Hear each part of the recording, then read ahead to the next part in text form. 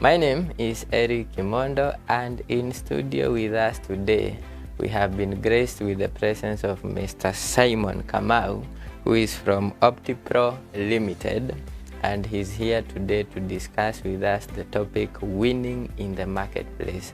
And a subset of that, we are going to be looking into why businesses fail in our nation, and I know he's going to be giving us great insights of how we can navigate through that and win in the marketplace. Mr. Simon Kamau is an experienced business strategist who has worked in various industries across East Africa. He's also a certified human resource practitioner with over 10 years experience in driving efficiency and sustainable growth in founder-managed businesses. Simon believes that organization culture is a critical aspect of defining a business success, and he focuses on teamwork and a healthy, diversified environment to achieve this. Karibu sana, Mr. Simon, to KFTV Studios. Thank you. Thank you, Eric. Say hi to our viewers. Pia ukituambia umetoka na sehemu gani? My name is Simon Kamau. I'm a resident of Nairobi, but born and brought up in Kajiado, Loitokse. Yes. I'm really grateful and humbled to be here. Bless God and the extension of the word of faith and also the Prayer Cave TV team for the session. Thank you. I'm humbled. Karibu sana. Asante sana. Karibu sana. Yes. Talk to us briefly about your work experience. Right. What are the areas you are working on currently? Thank you very much, Eric. I'm a human resource manager by profession. I'm over 15 years of experience in a multifaceted, dynamic. By that I mean, in terms of the industries, I've had hands on the deck within telecommunications, manufacturing, moving on through to service, and equally some input extending further into engineering, largely within the construction space. Looking at my own makeup in terms of now the experience, I've had one of the best moments to bring in valued inputs within the HR space, scanning through from the basic administration, that is looking into compliance, matters record keeping, and what it entails to really have a workforce aligned in terms of records. Wow. Of course, we also believe that human resource is a major component in every organization. So when it comes now to the operations efficiency, bridging the gap between the input of the human resource with the organization goals and objectives on a day-to-day basis. You know, just trying to see what is it that the human resource can put on the table to push an organization towards sort of pursuing its own set goals and objectives. And of course, we believe every organization or setup thrives in organization key result. Those are strategies. So then how do we come in and map the human resource with a vision in terms of now trying to create and pursue an understanding between that vision or vision bearer and the human resource at any given time within an organization. So to wrap up, that has been my tripartite experience, you know, at administrative, at operation efficiency, then spearheading upward within now the strategy in an organization. Wow. Yes. Amazing, amazing. Yes. That's amazing. Yes. Getting now to the topic of discussion today, that is specifically winning in the marketplace. Yes. And we want to draw as much from your experience as possible. We want to learn everything that you have learned in 17 years in an hour. Yes, it's pretty good, Eric. So starting off with this, we've seen big brands closing shop in Kenya in the recent past. Yes. Why are businesses failing and collapsing in the Kenyan economy? Thank you for that, Eric. I think of importance to note, if you came across the Business Daily, July this month, 11th, we had about 9,500 businesses which were winded up by the Registrar of Companies. That one is that's the information which is available from the business registry services. And of course, of concern is that we've picked both local and multinational brands actually being winded up, and some decided we no longer are viable to operate within the Kenyan space. So some of these brands which actually even had the government backing, one of them is the Intercontinental Hotel, with about 17% stake of the national government. But then still they came in to appoint a liquidator to come in, dispose whatever assets are there, so that we're in a position to sort of pay our own suppliers and customers and any other person that we owe. ShopRite, The Game, Choppies, and these are supermarket chains. And what we need to appreciate is that all of us will do shopping in one way or the other. So it's really a concern when you see now the winding up of these organizations from the food chains. And these are global markets which had come here to really invest quite huge sums of money, millions of shillings. By the end of the day, they realized this particular space is not really viable. So when you look at it now from the perspective of the international brands, what you would realize is that one, we have had really a major concern on our own taxation when it comes to the way of operating businesses in Kenya. Be it now on the licenses, moving from the licenses now, expanding all through now to the VATs in terms of input tax, and also extending all the way now to taxing every other input to the organization, be it now the foreign inputs that we are bringing locally to facilitate trade in Kenya. The other challenge, of course, has been on the cost of input, power. We've seen electricity really become quite expensive over time now. As much as the government is talking about going green, but they are still eating within the same space on taxation. So they are sort of trying to pursue investors to work around towards promoting the green energy, but at the same time making it unaffordable. Okay. If you go back now to the fiscal policies we've had, look at when it comes now to the lending rates, the cost of now the loans all together. Every other time CBK sits down, you'll always come across updates that we've moved our baselines from this position to this particular position.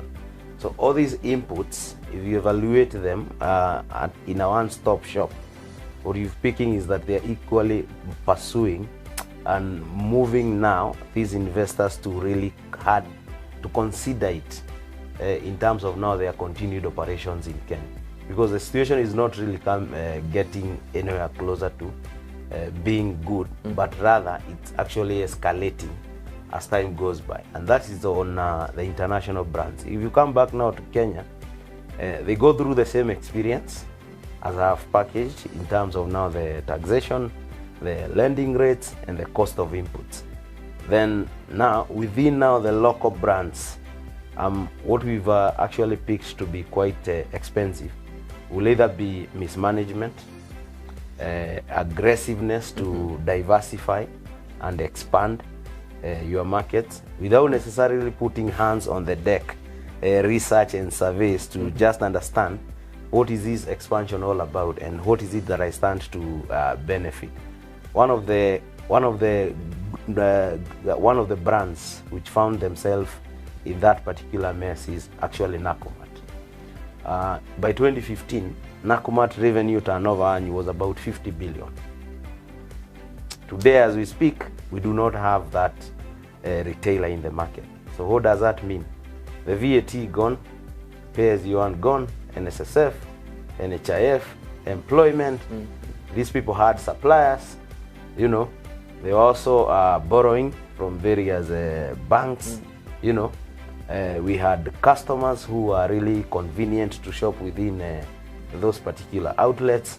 And of course, now when you sit backward, and Eric, and now figure it out, the likes of Tuskies, the likes of ShopRite, Choppies, you know, the likes of Game within that supply chain, what is it that is coming out?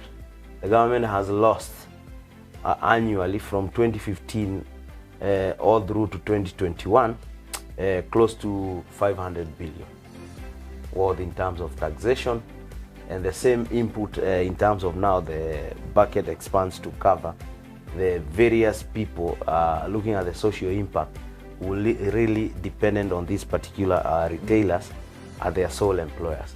So I think, to coming back to what you had raised, Eric, I strongly feel for international brands, really there is much to be done in terms of now carrying out research and feasibility study before you come in and decide this is the line I'm pursuing to invest. And equally now, extending now to the government really needs to rethink on how they can come up with a space and an environment through tariffs that really encourages some of these multinationals to come in and invest within the country. That way we're in a position to sort of have an economic impact and a social impact altogether. But then looking at the Kenyans, because as much as we lost about 9,500 businesses within 2015 all through to last year, 3/4 of these businesses are Kenyan owned. So what is it is a problem? 3 things. For Eric, today you will wake up and you want to start a water processing factory or setup. The fact that you've come across 1, 2, 3 proprietors of the same product, without you necessarily sitting down and to figure out what problem am I really solving? You know, what is it that I'm going to solve by putting up or setting up this particular water processing unit that will cost me a reasonable amount in terms of capital. Mind you, that capital is still restrictive in terms of access, very expensive in terms of now the finance cost, and it will equally now by extension push you to figure out to sort of like come out and in a way mortgage really what could be your property in terms of security or collaterals. So then you go through that process blindly without even trying to think big and broaden your mind as to what is it that I'm going to solve with this particular setup. That's number one. Is a problem that I'm sorting out basic, or is it a problem that actually has a value add in it? You know, everybody produces water and everybody will process water and purify water, but what problem, Eric, are you trying to solve? You know, are you setting up this particular factory in areas that do not have water and experiences water challenges, or you're coming in within Kiambu and setting up that plant? So what will be your niche market and what exactly are you trying to solve? Okay, so you move, you do the setup, that visibility and research has not been carried out. In the meantime, you are still spending and you are still tying out money, and the investment is already running and already taking shape. Then once you take shape, of course, you need your most critical resources. One of the resources is the human resources. So you will bring up a team of a sizable number. This particular team will come in and they will now embark to sort of market and move this particular product. But then the big question will be, from the onset, you really had not gotten it right as to why you need to put up this setup. You extend further and bring a team, which the fact that you had not gotten it right, you will not expect them to get it right. So what you have with you is a double tragedy, which is already taking shape. Okay, it's already taking shape. So these people will come in. You require again to set aside a budget that will indeed take care of their own salaries, allowances because of their mobilities, etc., etc. But mind you, these people are only coming in because of that pay, 8 to 5. So what happens? They warm the desks, they keep an eye on the watch. So what is happening with Eric? Eric, at the same time, he's trying to figure out, I've invested a reasonable amount of money. So what is it that is expected to come through these particular people? But the fact that you are not aligned now as that vision in terms of now that setup brings in even much more confusion, because you're not in a position to get it right, to create a space that these people will be operating in as far as moving this particular product to the market is concerned. So that is purely on the people. Then, of course, for that product to move, there is an element of the distribution cost, on be it vehicles, operating licenses, branding licenses, and of course you've noted what is happening with the current county governance, or rather devolution. Once you get out of Kiambu County to step to Nairobi, so long as it's commercial, there are licenses and taxes which are expected that you're going to pay. Okay? You will not assume you're operating within Kiambu, because Kiambu, Kajiado, Machakos, and Nairobi are now cosmopolitans. So they are more or less a single unit in terms of trade and operation. Okay? And now, from the vision to your critical resources, more so on the people, they are not aligned with you. Okay? They are not. But still, that loan or that capital injected, whether it's equity or debt, is still running in terms of the turnover as to how you're expected to repay it. Now, a combination of that vision plus your critical resources will shift you to put in place an organization capacity. The capacity, Eric, would mean for this particular setup in here, you can see the infrastructure, which is in here. That is what is mechanizing this conversation and broadcasting to the larger population who are your viewers, wherever they are. Now, in the absence of this, you will realize we cannot sit here and have this session. We could be in a hotel doing a one-on-one. So when you move now to the capacity level, you're looking at an organization in terms of now its own assets, its own equipment, its own systems, system including now this particular setup, structures, now looking into Eric as the visionary, a human resource team, be it in charge of finance, sales, production, etc., etc. Okay? Now, if you really don't have that straight line in terms of now understanding the vision and cracking to understand what is it all about that is in Eric's mind, how then do the two speak to each other to arrive into this particular capacity? Because if you have it right now between the two, the production manager will come and tell you what is your expected production capacity per day. 100,000 liters packaged into various quantities and SKUs. Okay, so what machinery are we going to acquire? You know, what capital does it require? Okay, how do we run that production process? But you know, now from the onset you came in and decided to do it on your own. Then you brought in people again, hands on the deck through the feasibility study. So you would realize now everything starts crashing. You cannot get it right in structures, because you will at one point wake up and tell the accountant to go and sell, and the production manager to run your numbers in terms of books of accounts. Your logistic guys will also be challenged to go into quality, because it's that confusion within the structure, considering how the whole thing had started. The whole confusion now push you harder on compliances. You cannot get it right with your own books. Remember, KRA is on your eyes. They expect you to report, and really report authentic numbers. You're not in a position now even to do your own filings of taxes or returns, because really you do not have those proper setups and structures that should come in and facilitate all this. So you sink yourself with compliance issues. As that is ongoing, you had borrowed.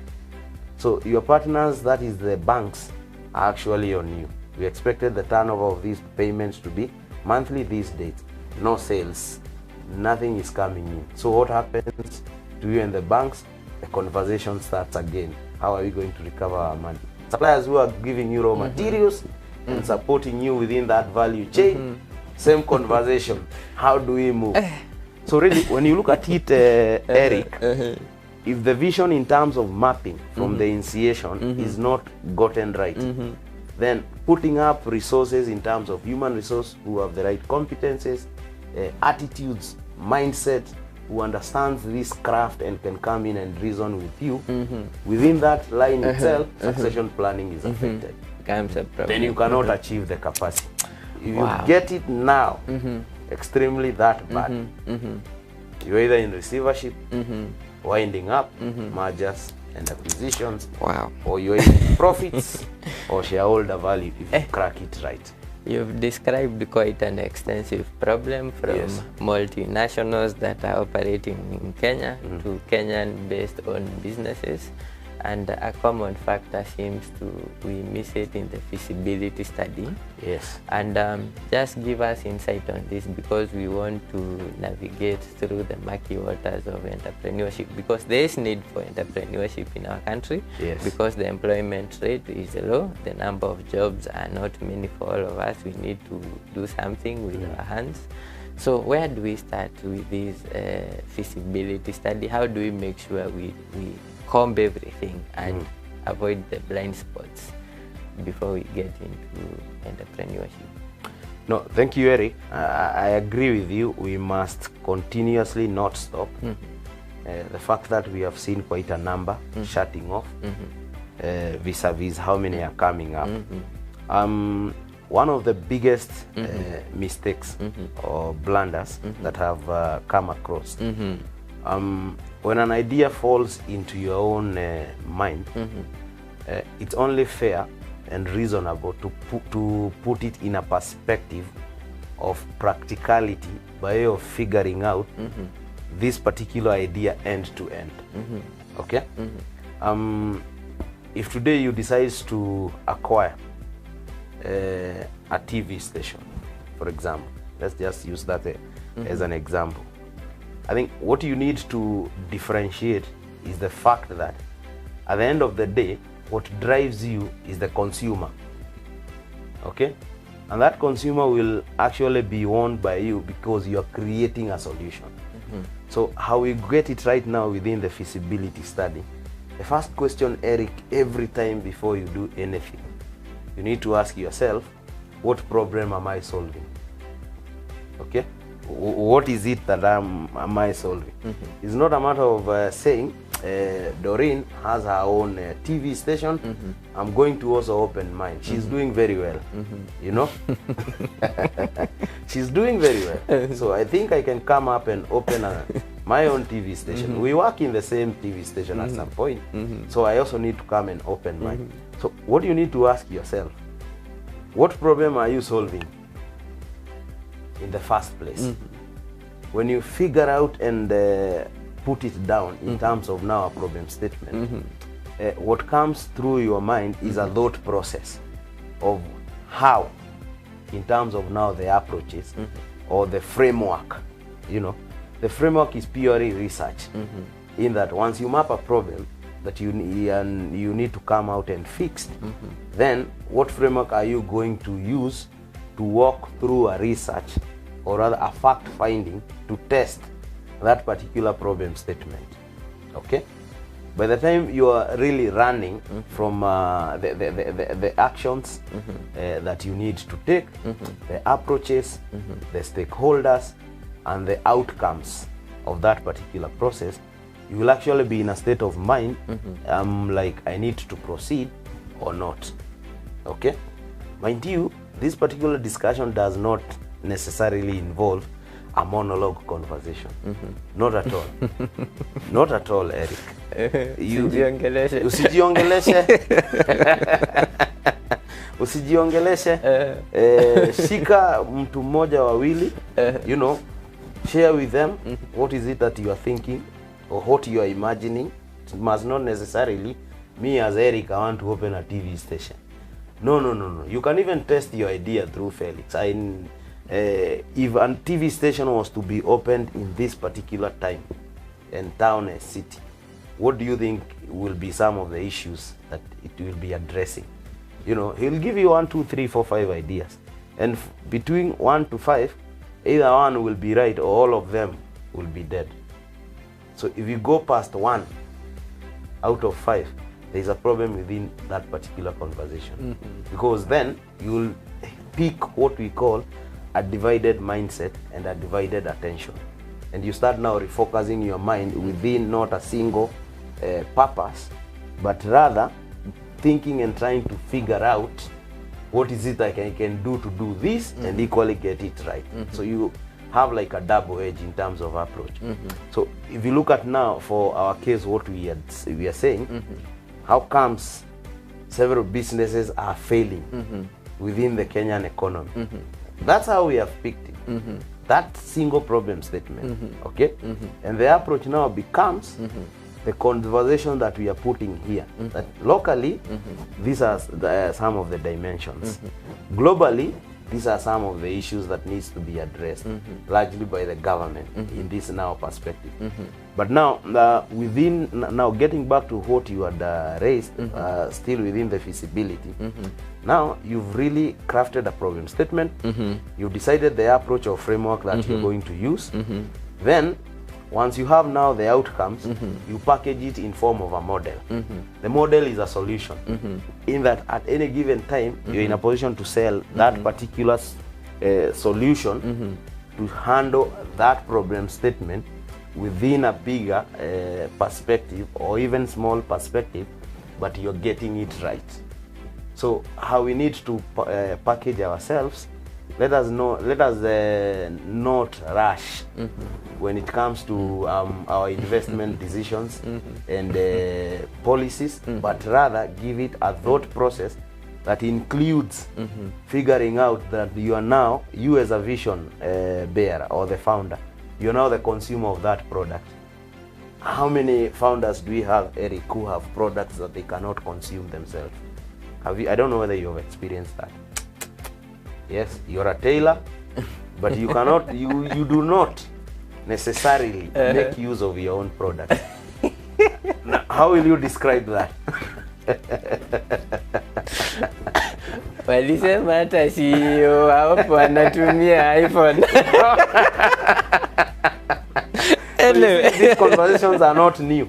Then you expect that vision to go through. You expect you fixing clothing issues for the entire Kiambu town, na zako unaendea London. How does it work? Eric. Wow. How does it work? It won't work. Yes. Wow. Now, getting deep into, let's now, through the advice that you've given us, we've got the feasibility question well. Yes. The policies well. We've positioned ourselves well. Yes. Now let's expound more now. Let's get into now operations, starting with the OKRs, so objective key results. Yes.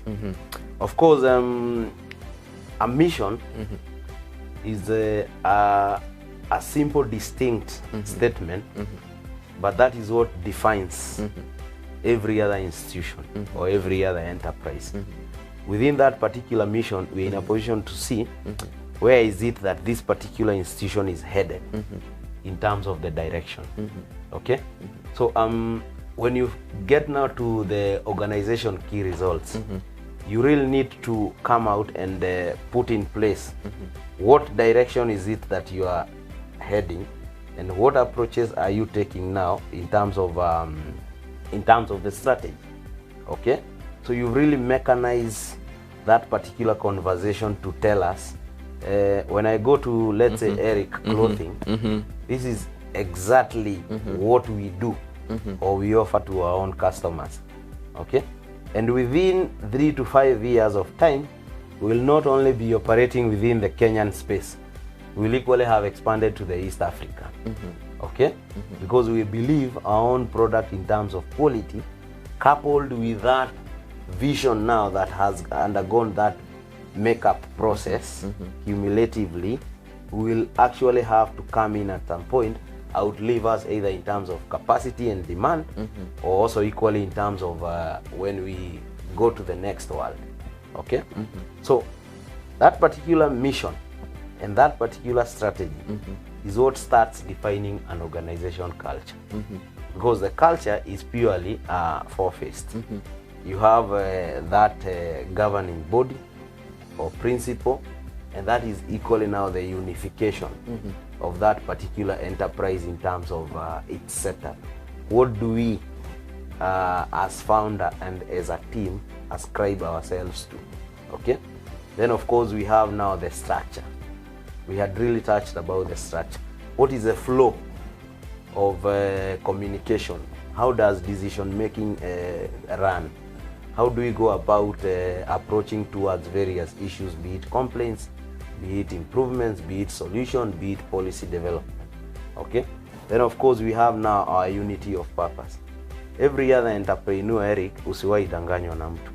Every other business which is set up, by the time you register that particular business with the register of company, there are no two purposes or objectives. It is one, profits. Profit, yeah. Peke yake.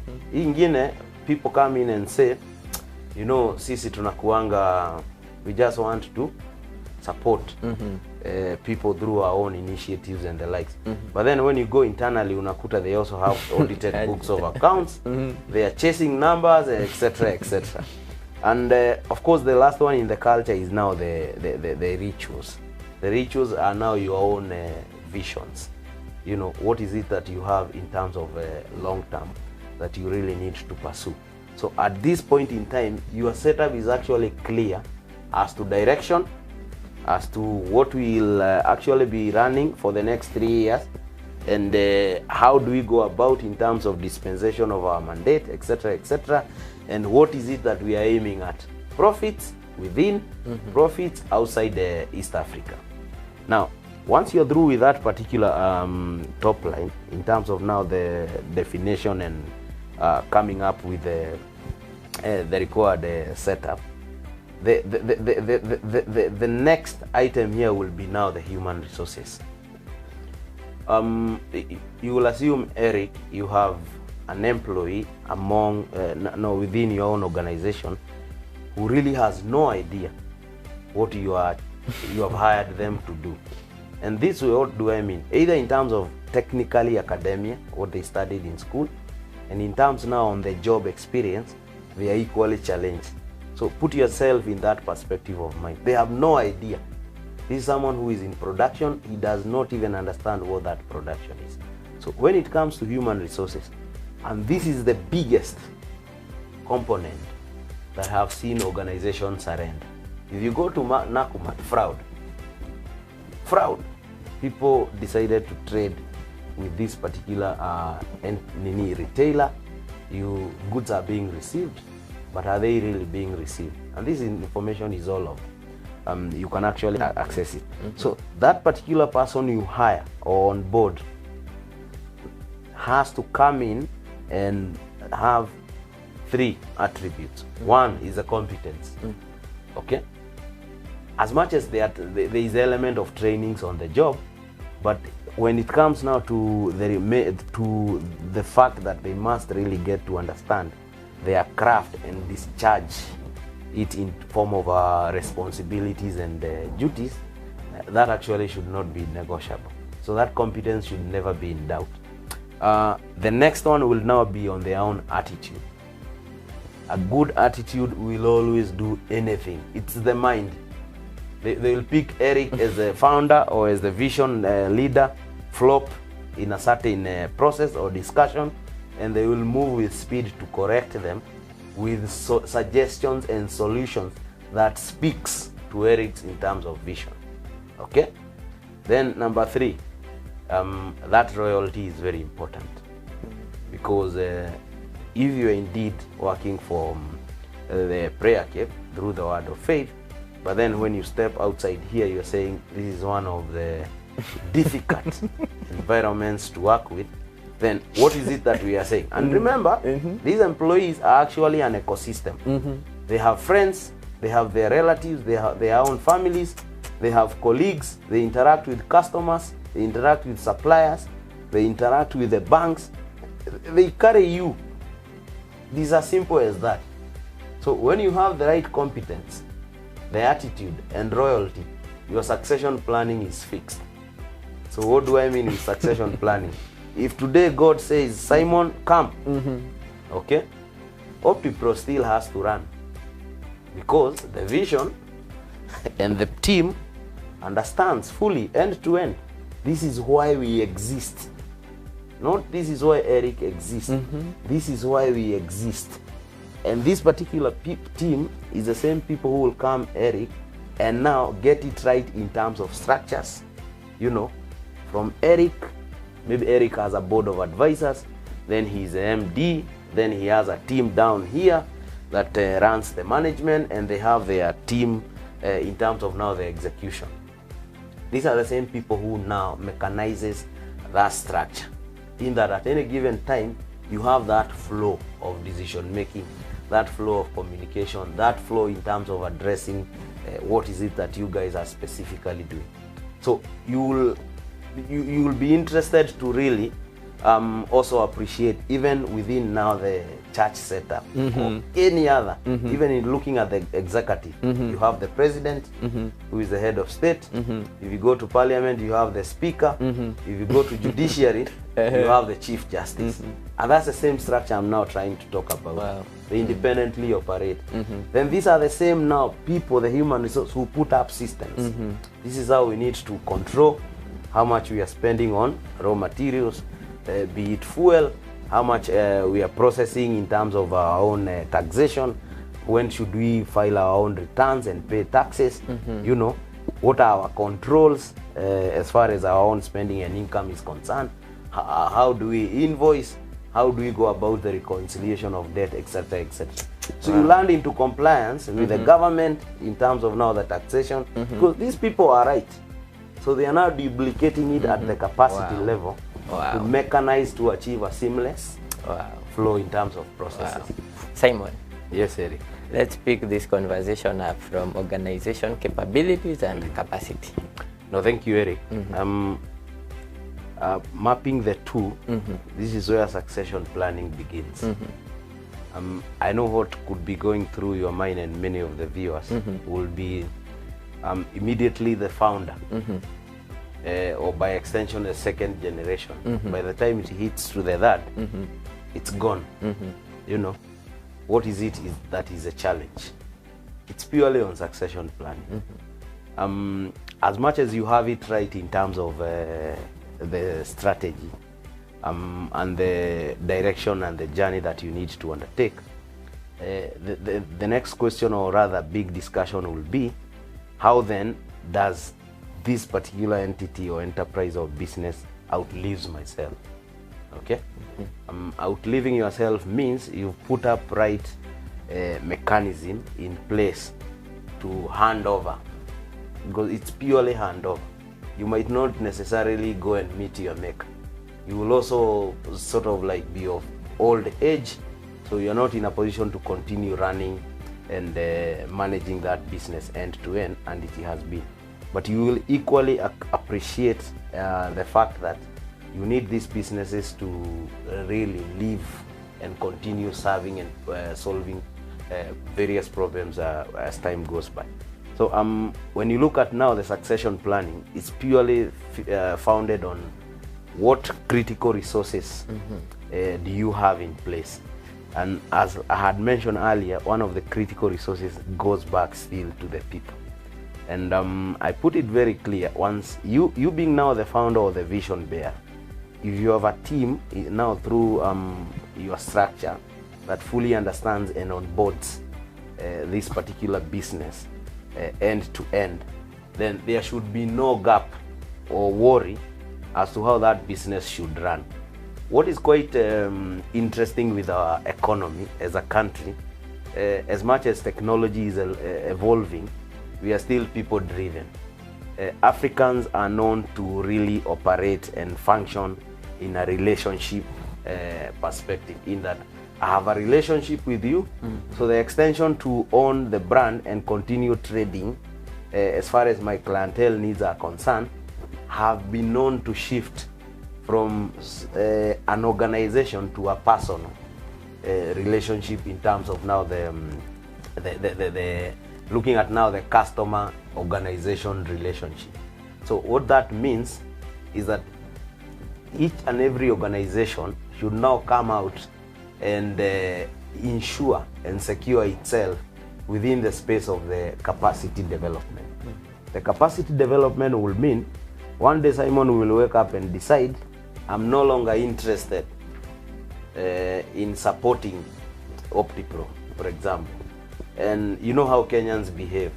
They'll just wake up one day, tell you we are on a sick off, 1 week, then the following week they tell you we have an emergency, then after an emergency the phone goes off. That's it. So the big question will be, this has been your sales manager, or your business developer, or your own accountant, you know, or your own operations manager, or your own project manager. So what happens when they wake up one day and tell you and start taking you through the cycles, all rounds. So the element of technology, putting up systems and infrastructures that holds customers information, be it on the progress, the milestone, the expectations, and even closure, becomes very critical. You will struggle to replace this particular individual who has all of a sudden either resigned, or either deserted, or either decided I'm no longer interested. You will also, it will just require you now to go back, since you had the right team in terms of makeup of, in terms of their own competency, their attitude and loyalty, and pick one of them to come in and fill the shoes of this particular gap that has come in. But for them to take up, they need a foundation that now onboards them to take off, in that they are not in a position, they are not at any given time struggling to understand how is it that Simon was operating and interacting with the word of faith. You know, where did the journey begin?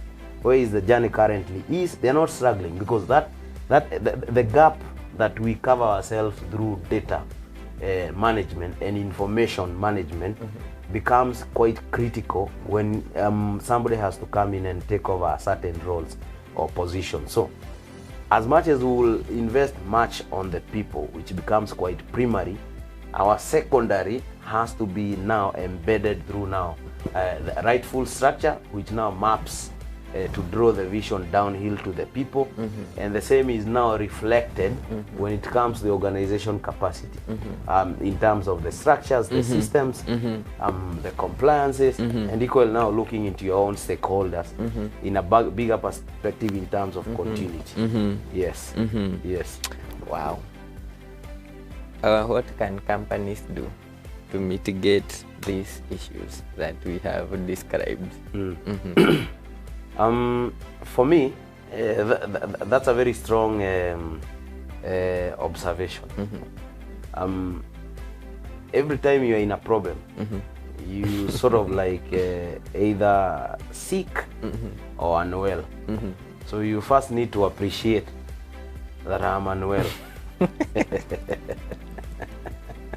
You sort of have to need just to admit, from this particular conversation we're having here in prayer care, through word of faith, I strongly feel there could be some gaps that I have within my own self as a person, be it an employee, or in this case being a founder. You rightly feel that in terms of your manpower and your capacity, something is not right. Okay, so once you admit, you start now the recovery process. And the recovery process is very simple. OptiPro comes in and gets now to sit and understand you at the vision, understand you through your own competency, and understand you through your capacity. How do we get to understand? An interaction and a process which is followed through an audit process. And the audit process is purely involving both now the business side and OptiPro arm in terms of sitting and consolidating the mind to understand what gaps could we have in place that we can come in and collaboratively address and get back to our runway. So it's purely appreciate. Something is sort of amiss, I'm not sure. Can I have OptiPro come in, we have a conversation, Diagnosis, yeah. you know, You yes, treat carry out a businesses. diagnosis, yes. Sick businesses. Sick businesses, you know, because Eric, look at it. I'll give you a very simple concept. If today you wake up and you feel like you have a headache, what is it that we normally do? You rush into a chemist, they'll give you some painkillers, you'll come back, swallow them very fast, they will relieve the pain. Okay? Then the following morning, same experience. Then you as a person, you become your own doctor. You figure out it's either a migraine or I think I'm receiving a lot of stress from so many quarters. Okay? Go back, they'll give you a more stronger painkiller to relieve the pain. But what is it that OptiPro is talking about? We need to go through a hospital approach. You are unwell, you need to accept, I think the feeling that I have with me, I'm not okay. So what happens? I'll walk into a hospital, the registration details are taken, you're taken through the process. The triage, your own blood pressure, temperature, and of course the clinic officers will engage you. What is it that you are feeling? Some headache, nini. Then from that point in time, you are referred now to the doctor. When the doctor engages you, they'll decide whether you go into lab for further testing before they prescribe medication. And why blood pressure kills so many people in this country, in Africa, we assume blood pressure headache is a normal headache and migraine. And the blood is running very fast. But if you go through the chemist, strong painkillers, go to the hospital, Eric, you have high blood pressure, this is a medication, this is what you need to do in terms of prescription. And you take control of your own lives. So that's basically how we can fix this particular problem. We stop the chemist, we go into the hospital system, and we get to recover ourselves. Yes. Wow, that's amazing. Yes.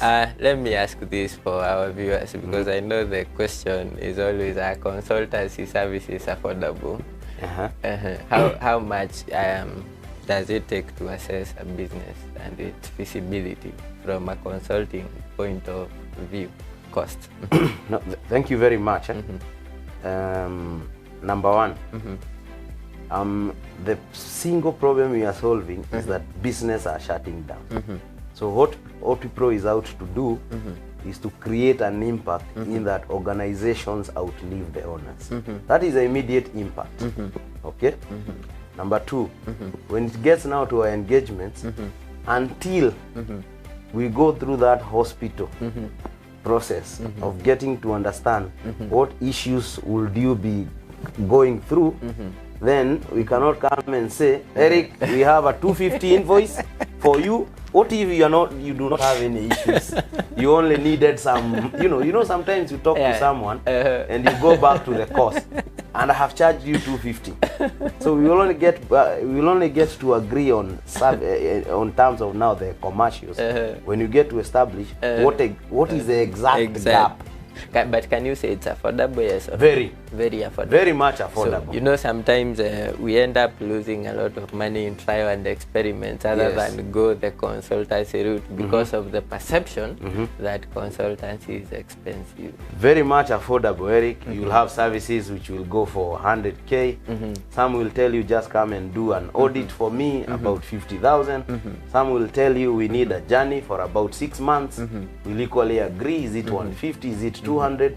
And some will even tell you we need to be investor ready in terms of now packaging your own finances and your financial reporting. So that process again will be like, how structured are you for us to access to that information, and how do we involve you before a panel of investors who now you are looking forward to come in and either do an equity or a debt, which is another process in terms of now the deliberation on fees. So they're very much affordable, Eric, even for you as a person. And apparently one of the products which you are running now, besides now the organization, is purely now touching on the individual employees, because we've realized that disconnect, that 83% on the desk and on the wall is a reality. Research by Gallup, yeah. Yes, is a reality, and it came in after we had launched our first cohort of competence bootcamp. We are bringing people to synergize them to understand an organization as an ecosystem as a whole at a fee of about 15K. Wow, wow. Yes. Yes. In Kenya, opportunities are there. As you've told me, we've not yet even scratched the surface of the opportunities that are in this country. In business, it is doable. Some of the common mistakes that we do as entrepreneurs when getting into business is quick rush, lack of research, not thinking it through, not laying the right kind of foundations. But help is available. We have business doctors. Your phone number, 0725 090 430. Again? 0725 090 430. So we have doctors for businesses. Oh yes. who can rightfully assist. I've picked up something that from that before you invest that 100,000 that you have, take 60 or 100 days thinking it through again and again and again and again. Crack your head around it. Do the hard work of thinking, and things will go on well. But on top of all that, we wish upon you the grace of God, even as you run your business. Thank you. And with all the grace and the wisdom of God that He gives, that is going to help us as a nation. We continue establishing ourselves in the pillar of our economy. We thank God for the resources that He has given us. That brings us to the conclusion of the show. Thank you so much for the insights, the hard facts that you have. Thank you. Wewe ni ule daktari. Thank you. Thank you. The hard one. Thank you. No beating around the corner. Yes. Thank you so much for your coming and for your sacrifices. Asante sana for coming. Our special appreciation goes to God Almighty for this time and opportunity that He has given us, and for the gift of life and for the knowledge. You know, I love hosting a lot of people. I see the goodness of God. Hey, God is so broad and so wide. We thank God. Our special honor and appreciation goes to Bishop Dr. Thomas Mode and Reverend Phyllis Mode. We thank you for your love. We thank you for your prayers. We thank you for your labors in the Lord. We thank you for this platform. Na tunashukuru sana.